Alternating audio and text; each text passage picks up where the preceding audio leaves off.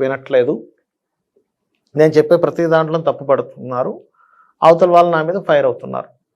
నాతో సున్నితంగా మాట్లాడొచ్చుగా, ఏమైంది ఇంత కోపంగా మాట్లాడాలా, లేకపోతే నేను చెప్పే ప్రతిదీ తప్పుగా పడుతున్నారా అని అనుకుంటుంటారు. అలాంటి వాళ్ళు తమలపాకుతో ఒక రెమెడీ చేస్తే కూడా మీరు మాట్లాడే ప్రతిదీ కూడా అబ్బాయి ఎంత వాల్యుబుల్గా మాట్లాడుతున్నారని కానీ, లేకపోతే ఎంత ఆకర్షణీయంగా మాట్లాడుతున్నారనేటువంటి భావన అవతల వాళ్ళకి కలుగుతుంది ఈ రెమెడీ వల్ల.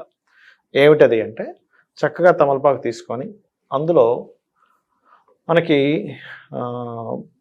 పాన్ కడతారు తెలుసు కదా, యాలకులు, యాల, చలువ మిరియాలు, అది ఏవైతే పాన్లో కడతారో అన్నీ కూడా చక్కగా పాన్లా కట్టి అమ్మవారి ముందుని పెట్టాలి.